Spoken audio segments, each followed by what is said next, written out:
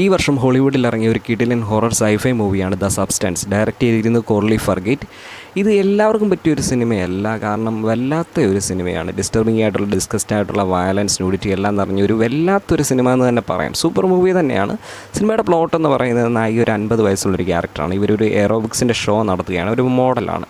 പക്ഷേ ഈ 50 വയസ്സുള്ള ഇവരെ ഇനിയും മുന്നോട്ട് കൊണ്ടുപോകാൻ പറ്റില്ല എന്ന് പറഞ്ഞുകൊണ്ട് ആ കമ്പനിയുടെ മുതലാളി ഇവളെ പുറത്താക്കുകയാണ്. ഇവളുടെ സൗന്ദര്യം നഷ്ടപ്പെട്ടെന്ന് പറഞ്ഞ് ഇവളെ പുറത്താക്കുന്നു.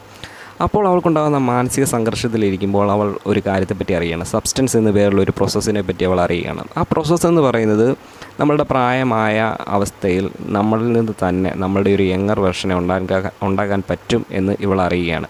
അങ്ങനെ ഈ സബ്സ്റ്റൻസ് എന്ന് പറയുന്ന സംഭവം അവൾ ചെയ്യുന്നതും അതിനുശേഷം നടക്കുന്ന സംഭവങ്ങളൊക്കെ ബേസ് ചെയ്ത് ഒരു കിഡിലൻ പടമാണ്. വെറൈറ്റി ആയിട്ടുള്ള എക്സ്പീരിയൻസൊക്കെ താല്പര്യമുള്ളവർക്ക് ഉറപ്പായിട്ടും കണ്ടിരിക്കാവുന്നൊരു സിനിമയാണ്. പക്ഷേ വളരെ ഡിസ്റ്റർബിംഗ് ആയിട്ടുള്ള ഒരുപാട് സീൻസൊക്കെ ഉള്ളൊരു വല്ലാത്തൊരു സിനിമ തന്നെയാണ്. പക്ഷേ സൂപ്പർ മൂവി തന്നെയാണ്. ഇങ്ങനത്തെ സിനിമകൾ, ഒരു എക്സ്പെരിമെൻ്റൽ മൂവീസൊക്കെ കാണാൻ താല്പര്യമുള്ളവർക്ക് ഉറപ്പായിട്ടും കണ്ടിരിക്കാവുന്നൊരു സിനിമയാണ്. കണ്ടു നോക്കുക. കണ്ടവരുണ്ടെങ്കിൽ ഒന്ന് കമൻറ്റ് ചെയ്യും.